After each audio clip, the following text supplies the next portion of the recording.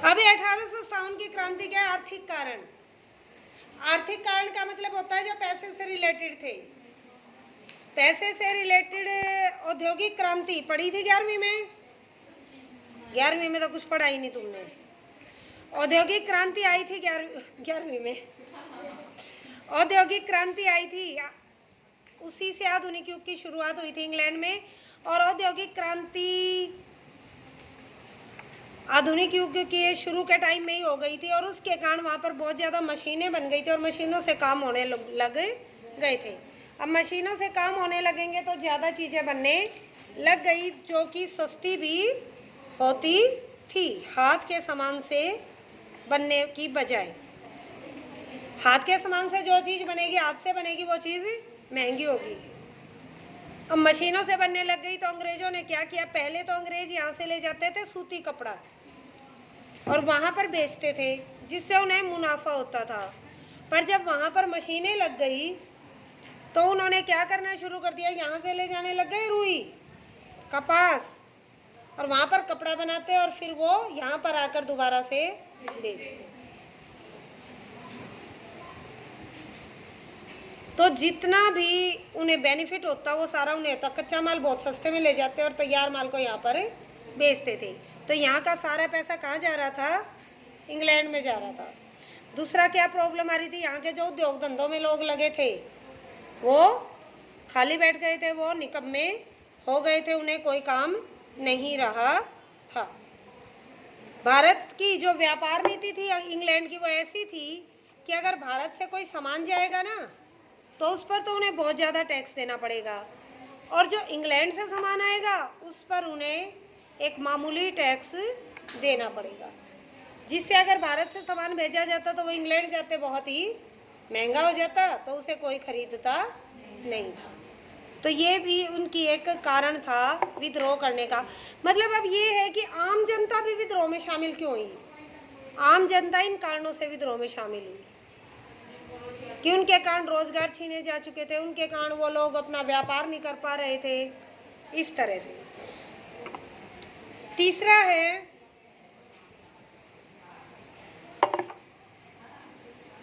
अंग्रेजों ने जमींदारों को भूमि का स्वामी मान लिया था।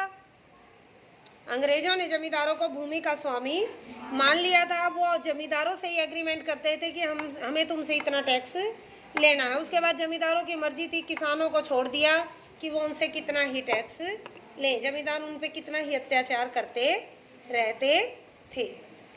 दूसरा आगे ये था कि उन्होंने जनता पर, आम जनता पर भी बहुत ज़्यादा टैक्स लगा दिए थे। उनका ज़्यादा से ज़्यादा मतलब क्या रहता था इरादा कि ज़्यादा से ज़्यादा पैसा खसोट लो इंडिया से, इंडिया की जनता से। तो ये आर्थिक कारण थे जिसके कारण आम जनता अंग्रेजों के खिलाफ हो गई।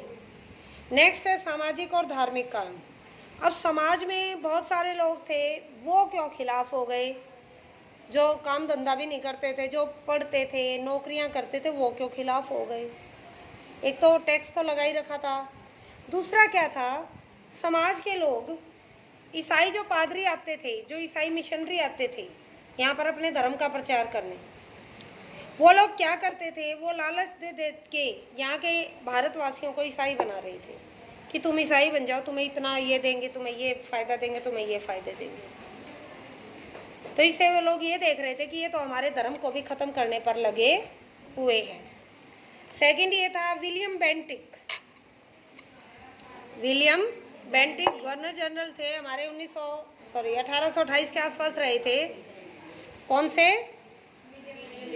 William Bentinck. उन्होंने मतलब वो थोड़े से मतलब एक हो जाता है ना थोड़ा सा कोई सॉफ्ट नेचर का, मतलब हृदय से जो थोड़ा सा वो हो जाता है कि सेंसिटिव।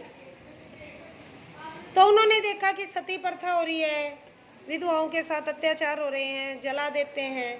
तो उन्होंने कुछ ऐसे काम किए जैसे सती प्रथा को उन्होंने बंद कर दिया, गैर कानूनी बना दिया कि भाई जो ऐसा करता दिखेगा उसे जेल में डाल देंगे। बाल विवाह पर रोक लगा दी कि लड़कियों की शादी नहीं करनी है। उम्र रख दी 14 साल या 15 साल जितनी भी रखी। पहले तो 7-7, 8-8 साल की कर देते थे शादी। तो बाल विवाह पर रोक लगा दी। तो इससे जो समाज के लोग थे वो ये सोचने लग गए कि ये लोग हमारा धर्म भ्रष्ट करने पर लगे, क्योंकि वो तो ये सोचते थे ना कि हमारे धर्म में ही लिखी है ये चीजें। नेक्स्ट क्या था, अंग्रेजी शिक्षा। अंग्रेजों को कलरक चाहिए थे, सारे आदमी तो वो वहां से ला नहीं सकते थे जो उनका कामकाज अंग्रेजी में देखें ताकि वो उन्हें समझा सके। तो उन्होंने अंग्रेजी शिक्षा को फैलाना शुरू कर दिया।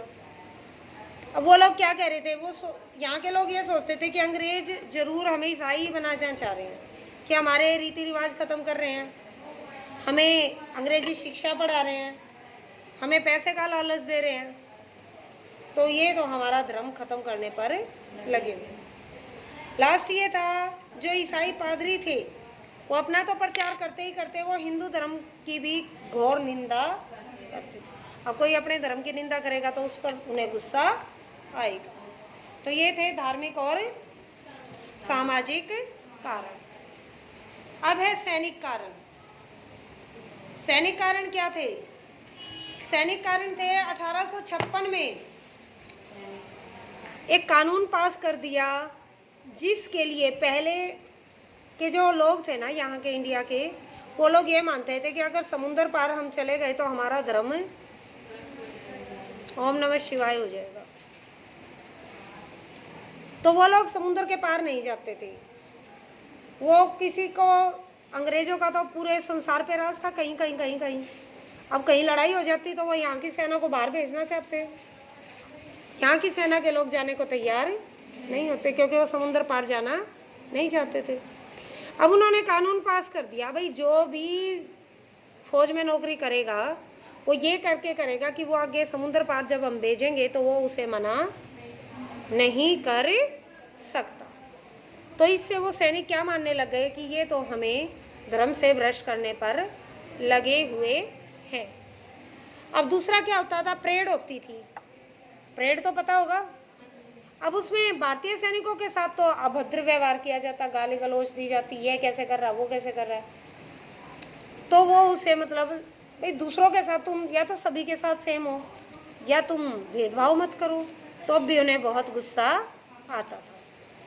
तीसरा है, अंग्रेजी सैनिकों को अब बराबर पोस्ट है। मैं भी सैनिक हूँ भारतीय और एक अंग्रेज सैनिक है। अंग्रेज सैनिक को तो ज़्यादा पैसा दिया जाता और हमें कम दिया जाता। इससे भी वो गुस्से में थे। ये सैनिक कारण है कि वहाँ की सेना क्यों खिलाफ हुई भारत की। और लास्ट क्या है, अंग्रेज वहाँ की भारत की सभ्यता संस्कृति का मजा, चोटी रख रहे हो, जनेऊ पहन रहे हो, ये कर रहे हो, यहाँ के लोगों का मजाक उड़ाते। तो इसलिए भी उन्हें गुस्सा आता था। अब एक होता है तात्कालिक कारण। ये तो सारा है मामला कि सभी लोग गुस्से में थे अंग्रेजों के प्रति, सभी लोग गुस्से में हैं। पर ऐसा एक कारण क्या हुआ जिससे विद्रोह फूट पड़ा, भी उनसे चुप ही नहीं रहा गया, क्योंकि ये तो कभी से चलते आ रहे थे। तो वो कारण था चर्बी वाले कारतूस। कौन सा था? कारतूस होते थे, जैसे वो गोला सा देखा ना तुमने, तो उन्हें वो उसमें गन में डालते थे, गोली सी उन्हें गन में डालते थे। तो गन में डालने से पहले उन्हें मुंह से छिला जाता था, उसके ऊपर कुछ लगा होता था, उसको छिला जाता था ताकि वो गन में जाकर फिर बाद में जब जाए स्पीड से वो फट जाए। जब तक वो ऊपर लगा होगा तो वो फटेगी नहीं, ऐसे गोली मारने का कोई फायदा नहीं है। तो उन्हें गोली को, कारतूसों को बंदूक में डालने से पहले मुंह से छीलना पड़ता था। अब मुंह से छीलना पड़ता था तो ये बात फैल गई कि उन कारतूसों के ऊपर गाय की और सूअर की चर्बी लगी है। अब गाय को हिंदू लोग पवित्र मानते हैं और सूअर को मुस्लिम लोग पवित्र मानते हैं। अब उसमें क्या कह दिया, अगर गाय गाय की होती तो कम से कम मुस्लिम लोग तो ना भड़कते, सूअर की होती तो हिंदू लोग ना भड़कते। तो उन्होंने दोनों की बता दी कि इसमें गाय और सूअर की चर्बी लगी हुई है। तो बैरकपुर छावनी थी, जैसे अम्बाला छावनी है, दिल्ली छावनी है, बैरकपुर छावनी थी।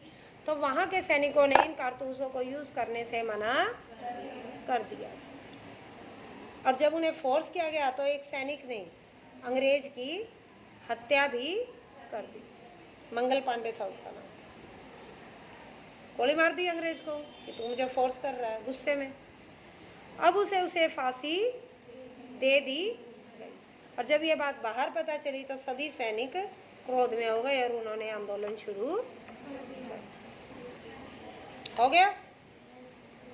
अब ये आंदोलन को आप क्या कहेंगे?